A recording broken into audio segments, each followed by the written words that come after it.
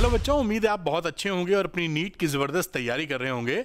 आपको सपोर्ट करने के लिए फिजिक्स की ये सीरीज चल रही है और इसमें मैं पूरे सिलेबस को कवर कर रहा हूं, जिसका मतलब ये है कि नीट में कोई भी क्वेश्चन इसके बाहर से नहीं आने वाला। और मैं आपसे अपील भी करूंगा कि फिजिक्स पे एक स्पेशल फोकस रखिए, क्योंकि आप में से बहुत से बच्चे फिजिक्स में नीट की तैयारी करते वक्त फिजिक्स को दरकिनार कर देते हैं और लास्ट मोमेंट पे जाके पढ़ते हैं। उससे होता क्या है कि अगर आप फोकस नहीं कर पाए, चीज़ें नहीं संभाल पाए, तो 50 नंबर अगर फिजिक्स में आपके आ गए तो केमिस्ट्री में और बायो में फुल लाने के बाद भी आपका स्कोर केवल 590 हो पाएगा और 590 पे कोई गवर्नमेंट कॉलेज नहीं मिल पाएगा। तो इट इज़ बेटर कि आप फिजिक्स पे थोड़ा फोकस करें, और फिजिक्स पे अगर आप पे 150 नंबर आ जाते हैं 150 प्लस, तो आपको कुशनिंग मिल जाएगी और आराम से 650 नंबर आप ला सकते हैं। ध्यान रखिएगा, बायो में 340 लाने के बाद और 360 लाने तक, यानी 20 नंबर बढ़ाने में जितनी मेहनत आपकी लगेगी, उतनी ही मेहनत में आप फिजिक्स में 50 से 150 नंबर स्कोर कर सकते हैं। तो ये बुद्धिमानी इसमें है कि बैलेंस अप्रोच अपनाई जाए और तीनों सब्जेक्ट को ध्यान में रखकर पढ़ाई करें, जिससे आप अच्छे मार्क्स ला सकें और आपका सिलेक्शन हो जाए गवर्नमेंट कॉलेज में, आपके डॉक्टर बनने का सपना भी पूरा हो। चलिए बात को स्टार्ट करते हैं। आज हम लोग डिस्कस करेंगे चैप्टर नंबर 12 एटम्स को, और इसका सेकंड पार्ट डिस्कस करेंगे। ये स्पेशली डिजाइंड वीडियो है नीट वाले बच्चों के लिए। जैसा मैंने बोला कि ये क्लास 12th वालों के लिए भी नहीं है, बोर्ड्स के लिए, और ये जेई वालों के लिए भी नहीं है। केवल नीट के बातों को ध्यान में रखकर ही ये वीडियो बनाए जा रहे हैं, जिससे आपको ज़बरदस्त फायदा हो। तो ये देखिए, ये पार्ट नंबर 2 है बेटा, energy of an electron in nth orbit and hydrogen spectrum की हम लोग बात करने वाले हैं, और टू द पॉइंट हम लोग बात करेंगे। उससे पहले आपको जैसा मालूम होगा शायद कि मैंने क्लास 11th फिजिक्स नीट के लिए और क्लास 12 फिजिक्स में चैप्टर नंबर 12 चल ही रहा है। 2 ही चैप्टर्स के बाद बाकी हैं, जो जल्द ही 10 दिन में खत्म हो जाएंगे। आपको ढूंढना ना पड़े, समय बचे, ऑर्गेनाइज कर दिया है मैंने। ये देखिए, गूगल शीट में इसका नाम दिया ऑल वीडियो लाइब्रेरी। यहाँ पर मैंने चैप्टर्स मेंशन कर दिए हैं, उसके नीचे के सब हेडिंग्स। तो जैसे यूनिट्स एंड मेजरमेंट है, अब इसमें आप एरर एनालिसिस अगर पढ़ना चाहते हैं तो आप इस प्ले बटन को क्लिक कर देंगे और ये ओपन हो जाएगा। कहने का मतलब कि आपको कोई भी वीडियो देखने में कोई परेशानी नहीं होगी। ये क्लास 11th है, मतलब NEET class 11th, NEET class 12th का है। इस पे जाइए, ऑल वीडियो लाइब्रेरी पर अपना मनचाहा वीडियो आसानी से देख सकते हैं। इस ऑल वीडियो लाइब्रेरी पर आप जाएंगे कैसे? तो सबसे सरल तरीका है कि अरविंद एकेडमी नीट चैनल के होम पेज पे आ जाइए। ये अरविंद एकेडमी नीट चैनल है, इसका होम पेज पे ये लिंक लगा है, इसको क्लिक कीजिए। 3 लिंक खुलेंगे, पहले वाले को क्लिक करते ही आप पहुंच जाएंगे ऑल वीडियो लाइब्रेरी पर, और मैं इस वीडियो के डिस्क्रिप्शन में भी इसका लिंक लगा दूंगा। अपना एक चैनल और है अरविंद एकेडमी के नाम से, क्लास 12th वाले बच्चों के लिए, बोर्ड्स के लिए। वहां पर 1 मिलियन से ज़्यादा सब्सक्राइबर हैं, और बच्चों का कहना है कि बहुत ही आसान भाषा में आप फिजिक्स पढ़ा देते हैं, एकदम समझ में आ जाती है एक ही बार में। तो यही काम मैं नीट वाले बच्चों के साथ करने वाला हूँ कि ये नया चैनल है, जिससे आपको चीज़ें आसानी से बहुत अच्छी समझ में आ जाएँ और दिक्कत ना महसूस हो नीट में। अब अगला, अगर आप चाहते हैं कि इसका PDF मिल जाए जो मैं आप पढ़ाऊंगा, तो आप Arvind academy NEET Telegram channel को ज्वाइन कर सकते हैं। इसका लिंक डिस्क्रिप्शन में दिया हुआ है, यहां पर मैं इसका PDF अपलोड कर दूंगा और आप इसका फायदा ले सकते हैं। उसके बाद अरविंद एकेडमी ऐप को आप डाउनलोड कर लीजिए, इसका लिंक डिस्क्रिप्शन में दे रहा हूं, उसको क्लिक करके डाउनलोड कर लें और यहां इसके स्टोर सेक्शन में जाइए। कई ऐसे आपको कोर्सेज मिल सकते हैं जो आपकी नीट की जर्नी को आसान कर देंगे, आपके डॉक्टर बनने का सपना पूरा कर सकते हैं। चलिए बात को स्टार्ट करते हैं, जिस वजह से ये वीडियो बन रहा है। तो यहां पर बात जानते हो क्या की जाएगी? मैं सीधे मुद्दे पर आता हूं। बात यह की जा रही है कि एक न्यूक्लियस है और उसके बाद कई, मान लीजिए, ऑर्बिट्स हैं। इस ऑर्बिट में अगर कोई इलेक्ट्रॉन चक्कर लगा रहा है तो इसके पास काइनेटिक एनर्जी भी होगी, पोटेंशियल एनर्जी भी होगी, और इन दोनों का सम टोटल एनर्जी भी होगी। तो ये काइनेटिक कितनी है, पोटेंशियल कितनी है, टोटल कितनी है, इसकी हम लोग बातचीत कर रहे हैं। तो इसके डेरिवेशन पे हम लोग फोकस नहीं करते, क्योंकि उससे कोई लाभ नहीं मिलेगा हमको। हम सीधे जंप करते हैं इस बात पे कि काइनेटिक एनर्जी कितनी है, पोटेंशियल एनर्जी कितनी है, टोटल एनर्जी कितनी है। तो ये काइनेटिक एनर्जी की वर्किंग है। यहाँ देखिए, ये काइनेटिक एनर्जी यहाँ मिल जाती है, दिस वन। मैं अगर लिखूं तो K को आप K को लिख सकते हैं, बड़ा आसान है, RHC Z square upon N square, R H C Z square upon N square. ये जो आर दिख रहा है ये रेडबर्ग कांस्टेंट है, आप पहचानते ही होंगे, रेडबर्ग्स कांस्टेंट। और इसकी वैल्यू भी देखिए लिखी हुई है यहां पर, जो कि आर की वैल्यू होती है 1.09 इंटू 10⁷ पर मीटर। तो ये आप इस तरीके से ले सकते हैं, पर बल्कि ऐसे लिखना चाहिए, पर मीटर, ऐसे, ठीक है। तो ये कहानी, इसको याद रखिए आप। अब यहाँ की पोटेंशियल एनर्जी की बात करेंगे तो एक रिश्ता मैं यहाँ पे आपको बता देता हूँ कि जो टोटल एनर्जी होती है वो माइनस के यानी माइनस काइनेटिक एनर्जी के बराबर और पोटेंशियल एनर्जी U/2 होती है। इस फॉर्मूले को आप ध्यान रखेंगे जिससे आप आसानी से बाकी एनर्जीज निकाल सकते हैं। यहां पर देखिए काइनेटिक पता है, अगर हमें टोटल निकालनी हो E, यहां पे जगह नहीं रह गई, वरना E को आप क्या लिखेंगे, माइनस साइन और लगा दीजिए, minus RHC Z square upon N square. देखिए ये टोटल एनर्जी आ गई। अब यहां पर अगर आप U निकालना चाहो तो इस E को डबल कर दो, ये 2 से मल्टीप्लाई, यानी इसकी जो पोटेंशियल एनर्जी हो जाएगी वो -2hc Z square upon N square हो जाएगी। तो ये देखिए ये हो गई काइनेटिक, ये टोटल और ये पोटेंशियल। इसी फॉर्मूले से आप निकाल पाएंगे, अलग अलग याद रखने की कोई आवश्यकता नहीं पड़ेगी। खैर इसमें लिखा है अलग अलग तो मैं दिखा दूंगा, लेकिन मैंने एक रिदम बता दी आपको कि इस फॉर्मूले का बहुत अच्छा इस्तेमाल आप कर सकते हैं और चीज़ें बैलेंस आउट कर सकते हैं। मैं हटता हूं और ये आपके सामने, इसको चाहें तो पॉज करके नोट कर लें। रही पोटेंशियल एनर्जी की बात, तो ये देखिए पोटेंशियल एनर्जी की वर्किंग की गई है, वो सब ठीक है अपनी जगह, और वही फॉर्मूला आ गया है जो मैंने आपको दिखाया था, उसी को ध्यान रखें आप। और उसके बाद टोटल एनर्जी की बात की जाएगी तो पोटेंशियल और काइनेटिक को हम लोग जोड़ लेंगे, तो ये देखिए टोटल एनर्जी निकल के आ गई, वही जो निकली थी जो काइनेटिक के आगे -1 लगा दिया था, तो -RHC Z square upon N square हो जाता है। अब इसी टोटल एनर्जी के बीच के रिश्ते की बात करते हैं जो मैंने वहां लिख के दिखाया था, और हट भी जाता हूं एक बार। ये देखिए E = -K = U/2। ये वेरी इंपॉर्टेंट है, इस पे कई सवाल भी बनेंगे और आसानी से आप इसको कर भी पाएंगे, थोड़ा सा दिमाग अगर लगाएंगे तो। उम्मीद है बात पकड़ में आई होगी और स्क्रीनशॉट भी शायद ले पाए हो। आगे की चर्चा आगे बढ़ाते हैं। अब सवाल ये उठता है कि भाई और सिंप्लीफाइड फॉर्म है क्या टोटल एनर्जी की? तो है, क्योंकि RHC जो होता है वो एक रेडबर्ग के बराबर होता है, जो कि 13.6 इलेक्ट्रॉन वोल्ट के बराबर होता है। ठीक, तो ये जो फॉर्मूला था हमारा E = टोटल एनर्जी की बात करें तो -RHC Z square upon N square. इसमें RHC की अगर आप वैल्यू रख देंगे जो कि है 13.6 इलेक्ट्रॉन वोल्ट, तो ये हो जाएगा -13.6 Z square upon N square electron volt के अंदर। ये टोटल एनर्जी आ गई, जो पहले से और ज्यादा फॉर्मूला लाइट वेट हो गया है आसान हो गया है। और अगर हाइड्रोजन होता है तो हाइड्रोजन का एटॉमिक नंबर 1 है तो Z की वैल्यू 1 पुट कर देंगे। अदरवाइज अगर हाइड्रोजन नहीं हुआ, कोई और आपके सवाल में आ गया है, तो उसका एटॉमिक नंबर यहां पुट कर देंगे। तो टोटल एनर्जी इलेक्ट्रॉन जो घूम रहा है किसी ऑर्बिट में, उसकी कितनी होती है? -13.6 Z square upon N square electron volt. ये यहां पर देखिए मैंने मेंशन भी कर रखी है। और अगर हाइड्रोजन की बात करेंगे तो हाइड्रोजन के लिए Z = 1 आप पुट कर दीजिए इसमें, और ये फॉर्मूला बन जाएगा, नीचे लिखा हुआ है।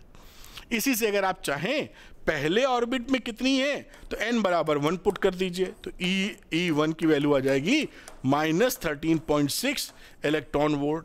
अगर सेकेंड ऑर्बिट में निकालना है तो E2 का मतलब हो जाएगा -13.6 अपॉन 2 का स्क्वायर, यानी 4 से डिवाइड कर दीजिए, तो वैल्यू आ जाएगी -3.40 electron volt and so on. इसी तरह ये देखिए वैल्यू लिखी है, कोई इसमें बहुत बड़ा वो नहीं है। तो इस तरीके से आप एनर्जीज निकाल सकते हैं जो इलेक्ट्रॉन ऑर्बिट में चक्कर लगा रहा है। मैं हटता हूं, कुछ बच्चे स्क्रीनशॉट चाहते हैं, वरना प्रेजेंटेशन तो मैं इसका आपको दे ही दूंगा।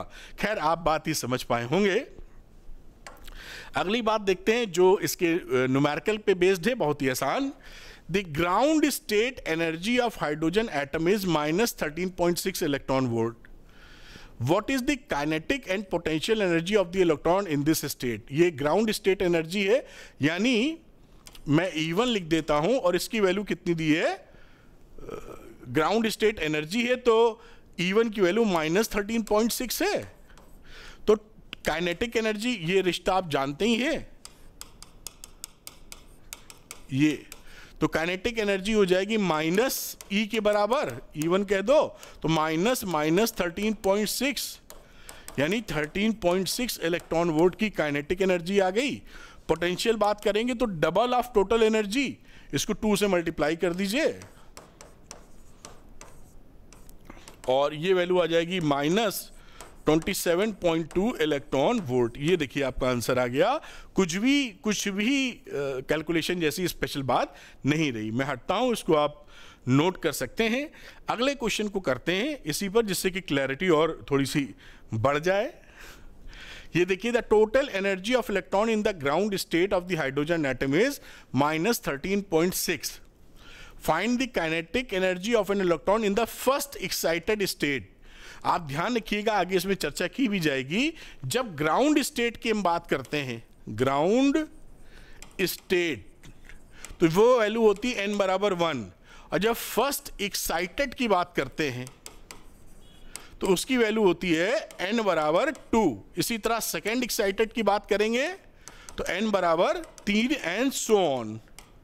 बात समझे, जैसे कि ग्राउंड फ्लोर होता है, फिर फर्स्ट फ्लोर, तो फर्स्ट फ्लोर पढ़ने का मतलब क्या है, ग्राउंड के ऊपर वाला। इसी तरह ग्राउंड स्टेट का मतलब 1 और फर्स्ट एक्साइटेड का मतलब n बराबर 2। तो आप समझ गए हैं, फर्स्ट एक्साइटेड का मतलब है n की वैल्यू 2 रखनी होगी। तो पहले हम बात करते हैं, जो ग्राउंड स्टेट की एनर्जी दे रखी थी वो थी E -13.6 ही थी, किसके लिए, n बराबर 1 के लिए। फॉर n बराबर 2, पहली एक्साइटेड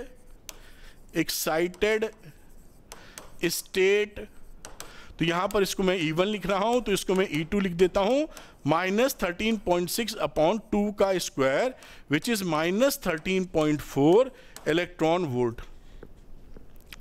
अब ये सेकंड में हमारी निकल आई, और ये रिलेशन तो हमेशा ही वैलिड रह रहा है, E is equal to -K is equal to U upon 2। तो इससे मैं अगर काइनेटिक एनर्जी यहाँ निकालनी है तो मैं यहाँ क्या लिख सकता हूँ, K2 लिख देता हूँ, kinetic energy in second orbit, -E2 के बराबर। तो -13.4 यानी 3.4 इलेक्ट्रॉन वोल्ट आपका देखिए आंसर आ गया।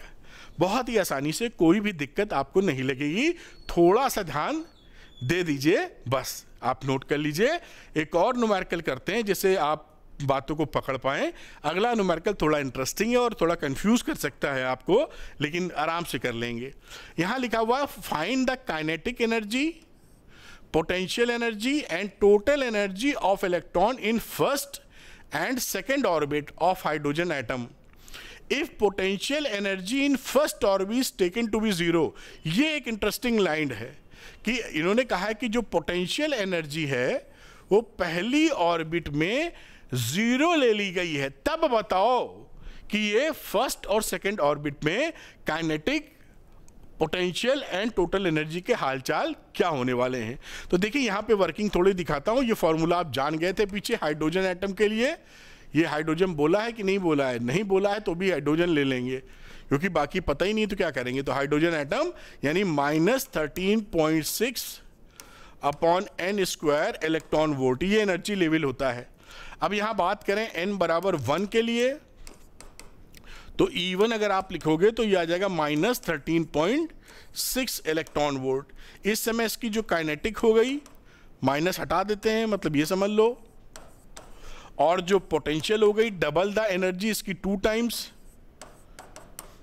मतलब -27.20 इलेक्ट्रॉन वोल्ट। तो ये पहले के हिसाब किताब रहे। अब मैं E2 निकाल के दिखाता हूं बाजू में, फिर आपको कुछ समझाऊंगा। अब रही बात E2 का मतलब है -13.6 का अपॉन स्क्वायर करके। चाहो तो E1 -13.6 है और इसी का स्क्वायर कर लो, यानी कि -13.6, या चलो ऐसे ही कर लो, 2 स्क्वायर आपने कर दिया, 4 से डिवाइड कर दीजिए, -3.40 इलेक्ट्रॉन वोल्ट। इसी तरह इसकी काइनेटिक ले लीजिए, प्लस लिख के लिख दोगे, और पोटेंशियल ले लेते हैं तो पोटेंशियल डबल हो जाती है इसकी, आप जानते हैं। तो मैं 2E2 लिख रहा हूं, जैसे आप कंफ्यूज ना हो, -6.80 इलेक्ट्रॉन वोल्ट। अब देखिए इंटरेस्टिंग बात, इन्होंने कहा है कि जो पोटेंशियल एनर्जी है भाई वो शून्य है, पहले में देखो बोला है। इसका मतलब इसकी एनर्जी में कितना जोड़ा गया है? 27.20। ये जीरो कैसे होगा? कलर बदलते हैं, इसको इन्होंने कहा जीरो है, तो ये जीरो होने का मतलब क्या है? ये जीरो तो तभी होगा जब -27.20 इलेक्ट्रॉन वोल्ट में आप प्लस का 27.20 इलेक्ट्रॉन वोल्ट जोड़ दो।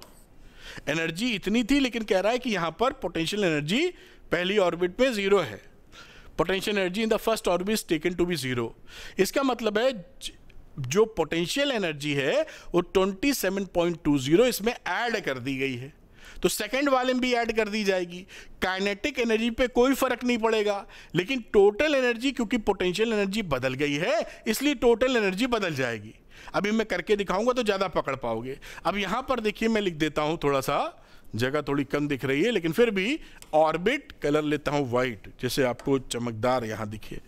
ये मैं लेता हूँ ऑर्बिट, किस ऑर्बिट की हम बात कर रहे हैं, फिर हम लिख देंगे काइनेटिक एनर्जी, पोटेंशियल एनर्जी का U लिख देता हूं, और ये टोटल एनर्जी की बात लिख देता हूं।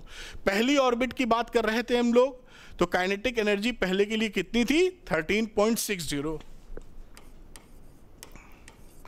U कितना था? U शून्य है, आपको दे ही रखा है। इन दोनों को जोड़ देंगे, ये E का मतलब क्या है? K प्लस U, तो इनको जोड़ेंगे तो आ जाएगा 13.6 इलेक्ट्रॉन वोल्ट।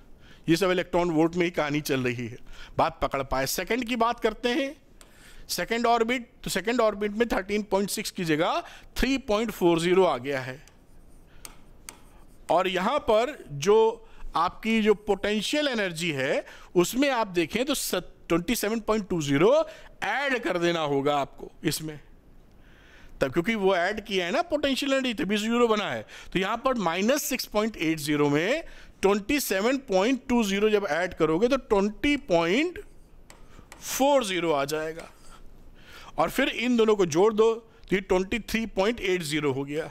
ये आपका सारा आंसर निकल आया है। ये थोड़ा सा इसको ऐसे कर देते हैं, ये आपके पूरा जो इन्होंने पूछा था आपको समझ में आ जाए बातें, इसलिए ऐसा कर दिया है। और ये इंटरेस्टिंग सवाल था क्योंकि ये यहाँ पे तिकड़म लगा दी, जिससे ये जबरदस्ती की बात हम लोग को करनी पड़ रही है। खैर, इसको आप नोट कर पाए होंगे, उम्मीद करता हूँ। मैं हटता हूँ, इसको स्क्रीनशॉट वगैरह ले लीजिए, फिर आगे हम लोग बढ़ते हैं। चलिए, बात समझ में आई।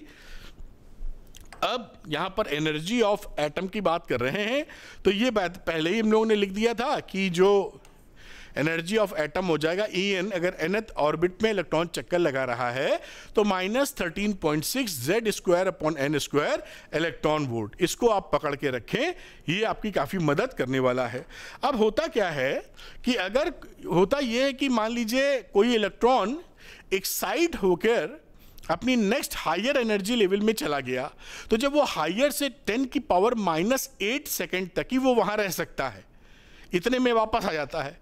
यानी वो अगर किसी लेवल पर है, आपने किसी तरह से एक्साइटमेंट दे दी, उसको एनर्जी दे दी, तो कूद कर अगले ऑर्बिट में चला जाएगा, जहां भी जाए। अगले का मतलब है तीसरे में है तो चौथे में जा सकता है, तीसरे है तो पांचवें में जा सकता है, किसी में जा सकता है, जितनी एनर्जी आपने दी है।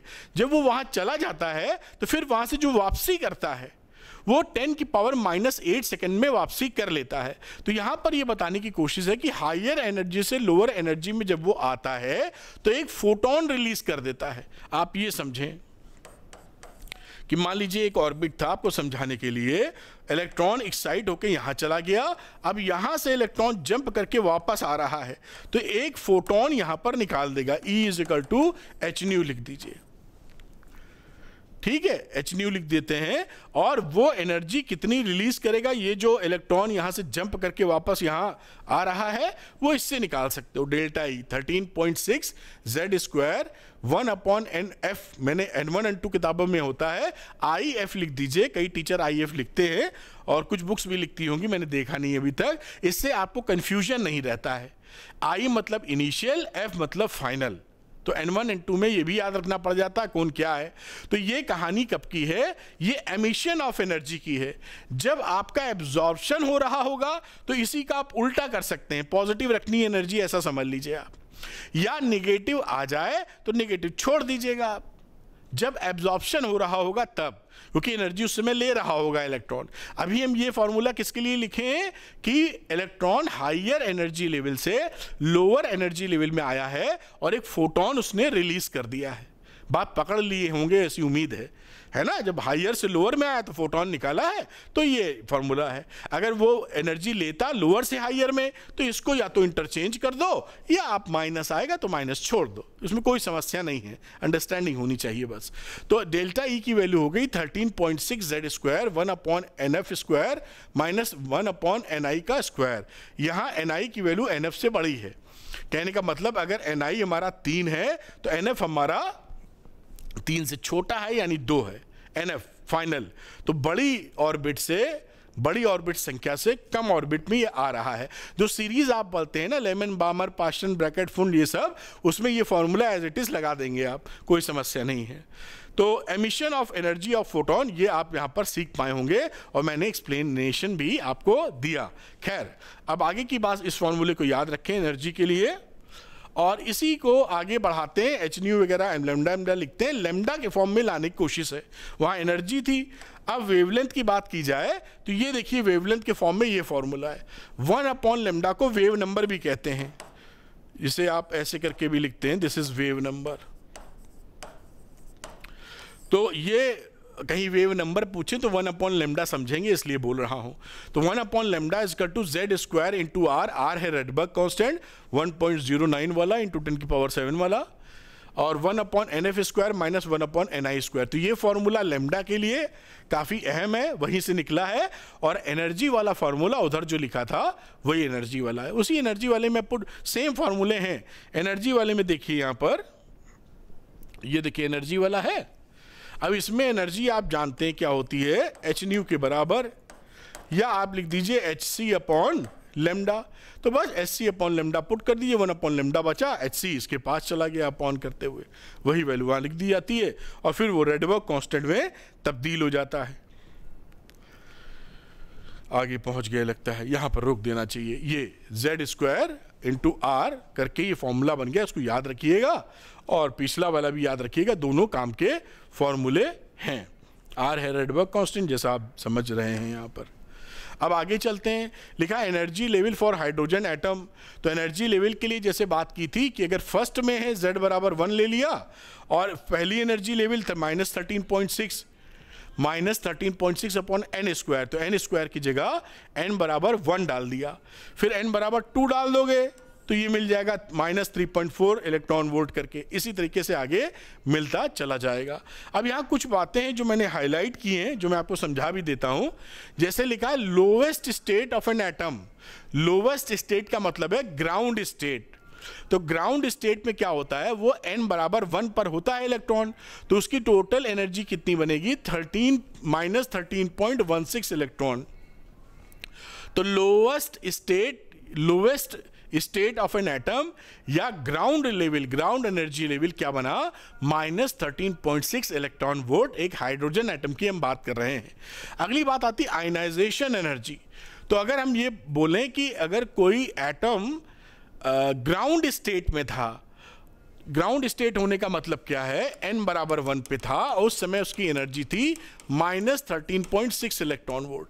अब इसको हम आयनाइज करना चाहते हैं। आयनाइज करने का मतलब क्या होता है कि इसके पास जो एक इलेक्ट्रॉन था जो कि पहली ऑर्बिट में था, उसको इतनी एनर्जी आप सप्लाई कर रहे हैं कि इसको छोड़कर हमेशा के लिए इंफिनिटी पे चला जाए। इंफिनिटी पे एनर्जी कितनी ले रहे हैं, 0 पोटेंशियल एनर्जी या टोटल एनर्जी बोल दीजिए।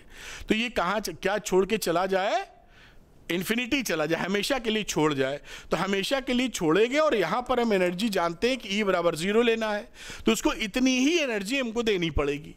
अगर -13.6 इलेक्ट्रॉन वोल्ट की एनर्जी है और इसको 0 करना है तो इसमें कितनी एनर्जी आप दे दीजिए, +13.6 इलेक्ट्रॉन वोल्ट। अब इसका रिजल्ट आ जाएगा 0।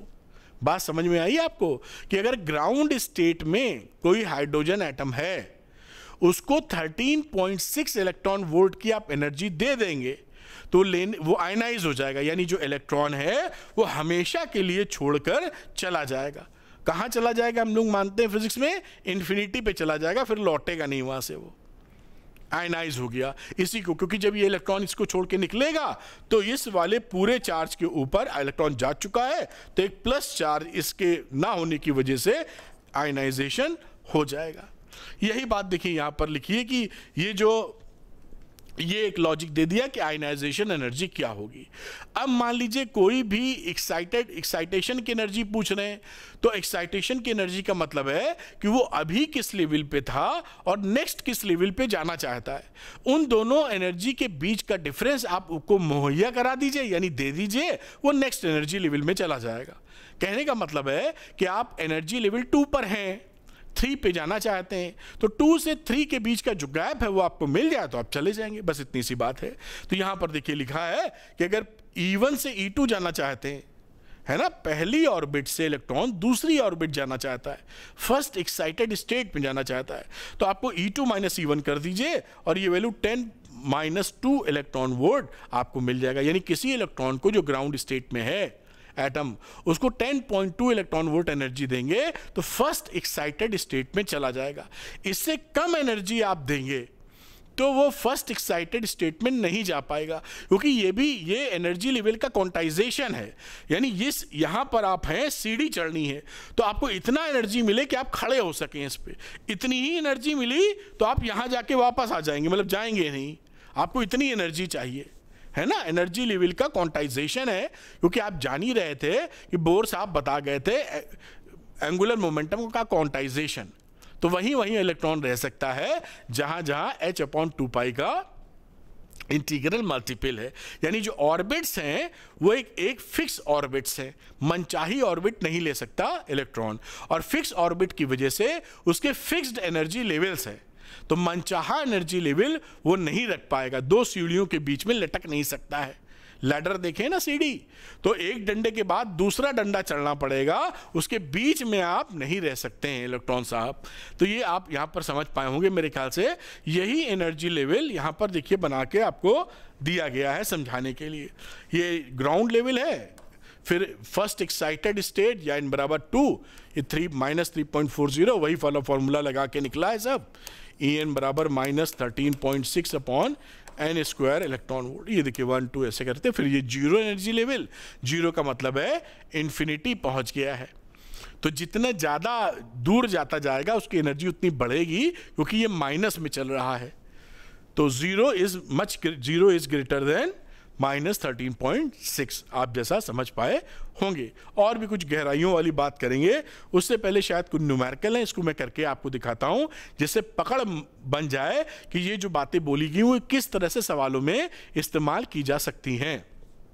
अच्छा, तो यहां पर आते हैं। A difference of 2.3 electron volt separates 2 energy level. 2 energy level के बीच का डिफरेंस कितना है?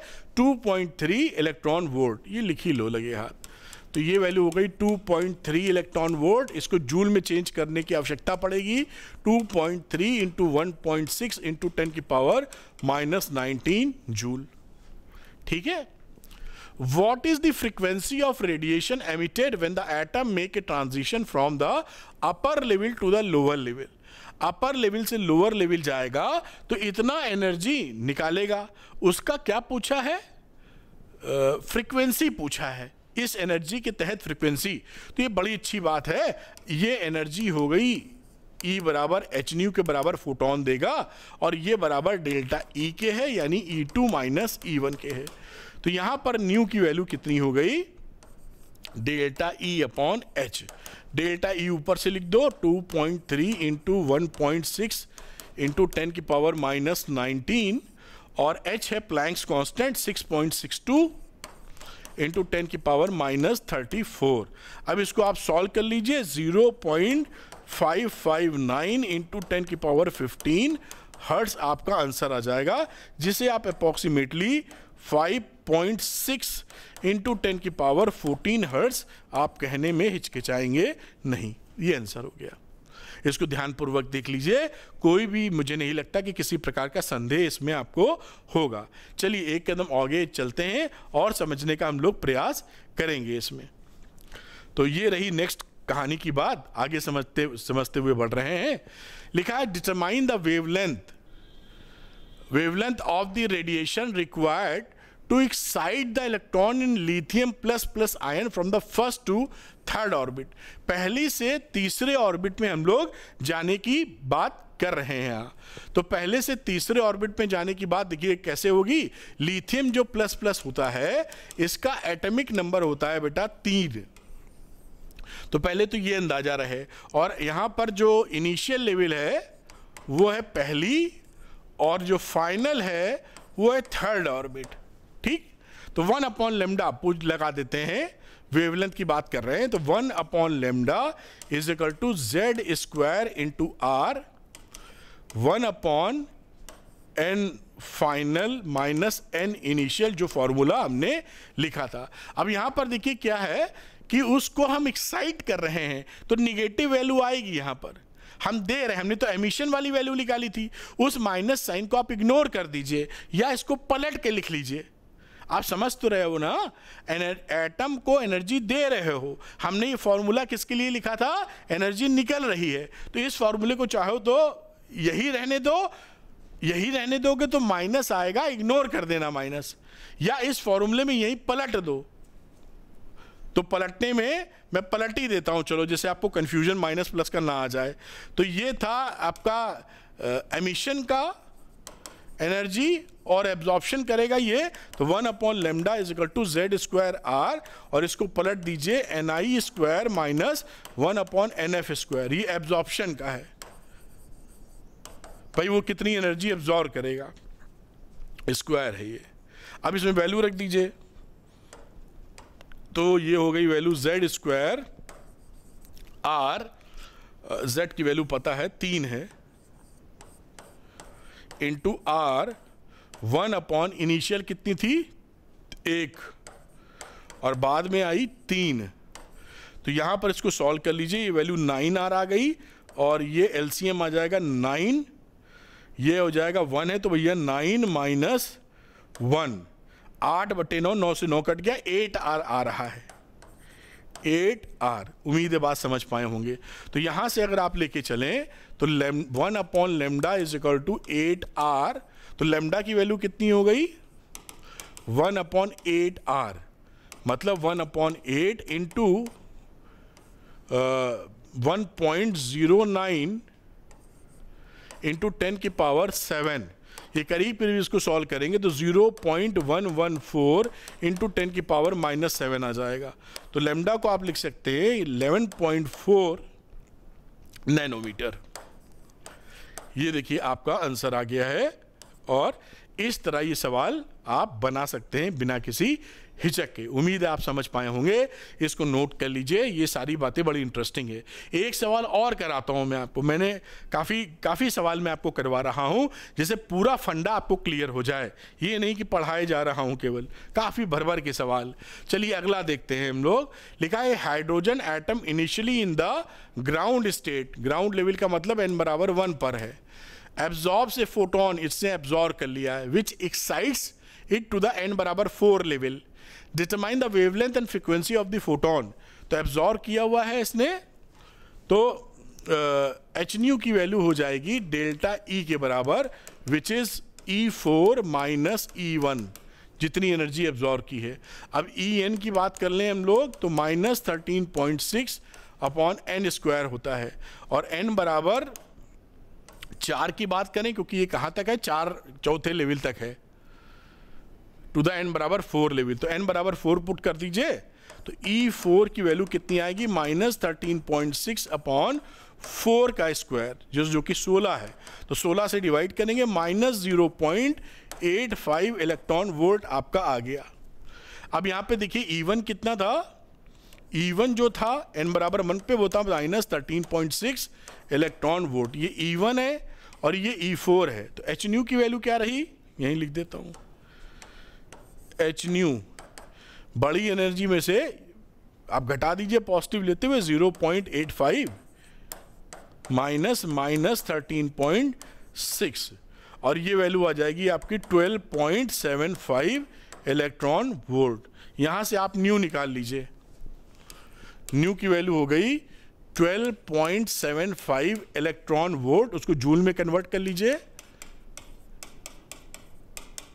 और ये रहा आपका नीचे H, और H हो गया आपका प्लैंक्स कांस्टेंट 6.62 इंटू 10 की पावर -34। इसको आप सॉल्व करेंगे तो जो फ्रीक्वेंसी आएगी वो आएगी 3.8 इंटू 10 की पावर 15 हर्ट्ज। अब आपसे पूछा कितना है, लैम्डा है ना। अब आप लैम्डा की वैल्यू निकाल लीजिए, तो लैम्डा निकालने जाएंगे तो lambda is equal to C upon nu, तो 3 इंटू 10 की पावर 8 अपॉन 3.8 इंटू 10 की पावर 15, 974.02 इंटू 10 की पावर -10 मीटर, या आप कह सकते हैं करीब करीब 974 एमस्ट्रॉम। ध्यान रखिएगा यहां पर इन्होंने वेवलेंथ फ्रीक्वेंसी दोनों पूछ ली थी, इसलिए हमें ये फ्रीक्वेंसी और वेवलेंथ इस तरह निकालनी पड़ी। अगर केवल वेवलेंथ पूछते तो हम वेवलेंथ वाला फॉर्मूला 1/λ वाला जो है वो लगा देते, तब फ्रीक्वेंसी के चक्कर में ना फंसते। या आप वो लगाकर भी ये निकाल सकते हैं। पहले ये वाला फॉर्मूले की हम बात कर रहे हैं, ये लैम्डा वाले की, कि लैम्डा पहले फाइंड कर लीजिए और लैम्डा फाइंड करने के बाद आप उससे न्यू निकाल लीजिए। आप उस तरह भी कर सकते हैं। तो एक न्यूमेरिकल करने के कई तरीके हैं, बात समझ पा रहे होगे, उम्मीद कर रहे हैं। यहां हम एनर्जी के टर्म में निकालकर न्यू निकाली है, फिर लैम्डा निकाली है। आप लैम्डा के फॉर्मूले से पहले लैम्डा निकाल सकते हैं, फिर न्यू निकाल सकते हैं। वर्किंग लगभग दोनों में सेम पड़ेगी, कम ज़्यादा किसी में होती नहीं दिख रही है। तो जो पसंद आए वो आप लगा सकते हैं, कोई इशू नहीं लगता। उम्मीद है ये बात आप समझ पाए होंगे। एक कदम और आगे बढ़ाते हैं हम लोग। देखिए बहुत ही शांति से, शानदार तरीके से आपसे बात कर रहे हैं, जो एक एक चीज़ बहुत ही कम समय में आपको क्लियर हो रही है। नॉर्मली आप देखेंगे घंटा 1.5 घंटा जो भी आप लगाएंगे, आपको इतनी इंफॉर्मेशन दे दी जाएगी जो बिंदास फुल इंफॉर्मेशन होगी, एक सवाल बाहर से नहीं आए कम समय में। जबकि कोई और टीचर अगर शायद पढ़ा रहा हो तो वो ये मेरा अगर 1 घंटे का लेक्चर है तो उनका कभी कभी हो सकता है कि 3 घंटे का हो, 4 घंटे का हो, लाइव अगर कर रहे हैं तो, जहाँ पर समय आया होगा आपका, ऐसा मुझे लगता है। बाकी आप देख लीजिए कि आपके हिसाब से क्या ठीक है, क्योंकि जो सीरियस बच्चे नीट निकालना चाहते हैं हमेशा वो कोशिश करते हैं कि उनका समय ज़ाया ना हो, वेस्ट ना हो। टाइम बड़ी कीमती है एग्जाम में भी, उससे पहले प्रिपरेशन में भी। तो excitation energy and excitation potential की बात कर रहे हैं। एक्साइटेशन एनर्जी का मतलब हम लोग देख चुके थे, n बराबर 1 पर है तो n बराबर 2 पर जाना है, तो कितनी एनर्जी और उसको चाहिए, तो ये एक्साइटेशन एनर्जी हो जाएगी। जैसे n बराबर 1 से n बराबर 2 जाने के लिए आपको एनर्जी जो चाहिए वो 12.1 इलेक्ट्रॉन वोल्ट आपको चाहिए। आप घटा वटा दीजिएगा और जो वैल्यू मिलेगी, also 12.1 electron volt is excitation energy from 1 to 3, 1 से 3 जाने की बात कर रहे हैं। 1 से 2 जाने के लिए 10.2 इलेक्ट्रॉन वोल्ट, -13.6 में से जो वैल्यू आपकी निकल रही है सेकेंड एनर्जी वो घटा मारेंगे। अब ये हो गई एक्साइटेशन एनर्जी। अब एक्साइटेशन पोटेंशियल कितना है, मतलब एक इलेक्ट्रॉन को आप एक्सलेट कर दीजिए इतने पोटेंशियल से और वो हिट करे जाके एटम को, और एटम को उतनी एनर्जी मिल जाए जो वो उस एक्साइटेशन स्टेज में पहुंच जाए, उसको हम बोलते हैं एक्साइटेशन पोटेंशियल। एनर्जी पोटेंशियल में केवल आप देखेंगे तो जो यहाँ पर इलेक्ट्रॉन वोल्ट है वो ई गायब होगा वहां से। ये देखिए यहाँ से 1 से 3 जाने में, 1 से n बराबर 3, x से n बराबर 2 तक जब आप जाते हैं तो आपको जो पोटेंशियल एनर्जी चाहिए होती है वो 10.2 इलेक्ट्रॉन वोल्ट चाहिए। ये एनर्जी की बात कर रहे हैं, क्योंकि जो इलेक्ट्रॉन वोल्ट है वो एनर्जी की यूनिट है। और जब हम एक्साइटेशन पोटेंशियल की बात करते हैं, एक्साइटेशन पोटेंशियल जो n बराबर 1 से n बराबर 2 आपको ले जाए तो वो 10.2 वोल्ट आ जाएगा। यहाँ देखिए इलेक्ट्रॉन ड्रॉप हो गया है, बस इतना ही फर्क है। कहाँ कहीं लिखा होगा इन्होंने, ये देखिए 10.2 वोल्ट, बात पकड़ में आई आपको? तो एक्साइटेशन एनर्जी और पोटेंशियल में बस ई गायब कर देना है, बाकी वैल्यूज सेम बनी रहती हैं। एक्साइटेशन एनर्जी, एक्साइटेशन पोटेंशियल आप समझ गए होंगे। अगली बात आती है आयनाइजेशन एनर्जी एंड पोटेंशियल, वो भी इसमें जहां तक लिखी होगी। तो उसके लिए एक फॉर्मूला भी बना लेते हैं हम लोग। अब ये आयनाइजेशन एनर्जी पोटेंशियल का क्या मतलब है, जो मैंने पहले किया था कि अगर ग्राउंड स्टेट में कोई एटम है और उसको आप एनर्जी दे देते हैं और इलेक्ट्रॉन उसको छोड़ के चला जाता है, तो वो आयनाइजेशन एनर्जी है। या वो ग्राउंड स्टेट में नहीं है, n बराबर 1 पर है, n बराबर 2 पर है, उस समय इलेक्ट्रॉन को हमेशा के लिए निकाल देने के लिए जो एनर्जी लगेगी उसको उस समय की आयनाइजेशन एनर्जी बोलेंगे। बात समझ रहे हैं ना? हमेशा इलेक्ट्रॉन ग्राउंड स्टेट में रहे जरूरी नहीं है, वो एक्साइटेड स्टेट में हो सकता है, पहली एक्साइटेड स्टेट, दूसरी, तीसरी, चौथी। तो जहां पर भी है वहां से इलेक्ट्रॉन हमेशा के लिए छोड़ जाए, उतनी एनर्जी जो जरूरत पड़ेगी उसे हम बोलेंगे आयनाइजेशन एनर्जी। और उसका एक जनरल फॉर्मूला आप दिमाग में पकड़ लीजिए, E बराबर प्लस, इसलिए कि उसके पास, इलेक्ट्रॉन के पास माइनस एनर्जी होती है। इतनी प्लस आप जोड़ देंगे तो एनर्जी जीरो हो जाएगी और वो स्वतंत्र हो जाएगा। इसी माइनस एनर्जी की वजह से वो न्यूक्लियस से बाउंड रहता है। तो plus 13.6 Z square upon N square. Hydrogen की बात करोगे तो जेड की वैल्यू 1 पुट कर दोगे, ठीक है। बाकी एन मतलब किस ऑर्बिट में है वो वैल्यू पुट कीजिए वहां से। अगर पहली ऑर्बिट में है तो अगर हम बात करें फॉर हाइड्रोजन, देखिए फॉर हाइड्रोजन के लिए बोल दिया तो z बराबर 1 हो गया। और ग्राउंड स्टेट अगर बोल दिया, ग्राउंड स्टेट, तो ये वैल्यू हो गई n बराबर 1। उस समय z और 1 पुट कर दोगे तो E की वैल्यू प्लस 13.6 इलेक्ट्रॉन वोल्ट हो जाएगी। इसका क्या मतलब है कि अगर हाइड्रोजन एटम है वो ग्राउंड स्टेट में है तो उसकी ionization energy plus 13.6 electron volt है एनर्जी, और किसी और स्टेट पे तो इनके वैल्यू बदल देना, उसमें क्या जाता है। उम्मीद है ये बात आप समझ पाए होंगे। अब आयनाइजेशन पोटेंशियल, तो उसमें केवल ई उड़ा देना है, जैसे मैंने बोला ये ई से डिवाइड कर देते हैं, केवल वोल्ट रह जाता है। इलेक्ट्रॉन वोल्ट एनर्जी की यूनिट है और वोल्ट पोटेंशियल की यूनिट है या पोटेंशियल डिफरेंस की यूनिट है। तो आप समझ पाए होंगे, इसको आप नोट कर लीजिए। बहुत ही एक रिदम में सब मामला रहता है। खैर आगे बढ़ते हैं हम लोग, चीज़ें काफ़ी चीज़ पकड़नी है तो पकड़ते चलेंगे। तो यहाँ देखिए एक न्यूमेरिकल है, डबली आयनाइज्ड लिथियम। डबली आयनाइज्ड का मतलब लिथियम प्लस प्लस, जिसका एटॉमिक नंबर 3 होता है, ये हम पकड़े हुए हैं। इस hydrogen like with atomic number 3, अच्छा दिया है। Find wavelength of the radiation required to excite the electron in lithium from the first to the third orbit। पहले से तीसरे ऑर्बिट की कहानी कर रहे हैं। The ionization energy of the hydrogen atom is 13.6 electron volt. तो हम यहाँ फॉर्मूला जो पकड़ेंगे, देखिए ये पकड़ते थे En is equal to minus Z square upon N square into 13.6 electron volt. अब यहाँ Z गया है बदल, हाइड्रोजन के लिए तो 1 होता था और लिथियम प्लस प्लस के लिए 3 है, तो इसकी जो कहानी हो जाएगी En की, यहां पर आप 3 पुट कर दोगे, 3 का मतलब 9 आ जाएगा। तो आप 9 से जब इसको मल्टीप्लाई करोगे तो ये वैल्यू बनेगी minus 122.4 upon N square electron volt. तो ये फॉर्मूला हमारे साथ चलेगा क्योंकि यहाँ एटॉमिक नंबर अलग है, 3 है हाइड्रोजन से। उम्मीद है इस बात को समझने में कोई भी समस्या नहीं लगी होगी। अब हम पहली एनर्जी लेवल की बात करते हैं, E1। तो n की वैल्यू पुट कर दो, जैसा E1 लिखा है तो आप समझ गए होंगे, यानी माइनस 122.4 अपॉन 1 का square which is minus 122.4 electron volt. अब उसके बाद कहाँ तीसरी में गया है, कहाँ from the first to third orbit, ये तीसरी में चले गए हम लोग।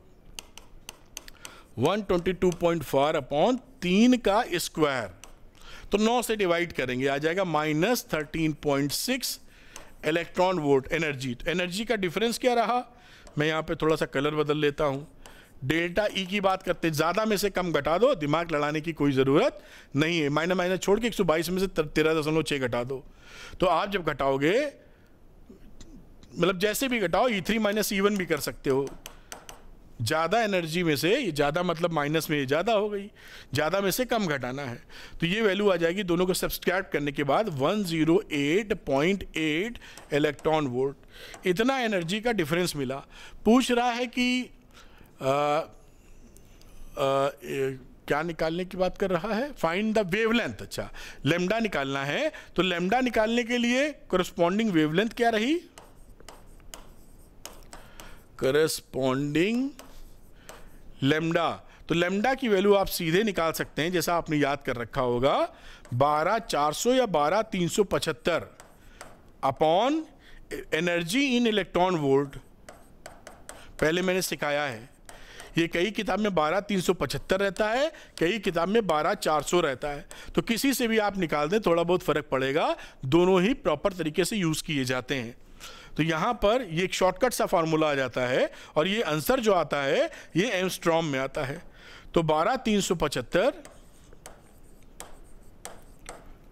वरना पूरी वैल्यू रख के आपको कैलकुलेट करना पड़ेगा, और 108.8 ये इलेक्ट्रॉन वोल्ट में आपने वैल्यू रखी, एंगस्ट्रॉम में आंसर आ जाएगा।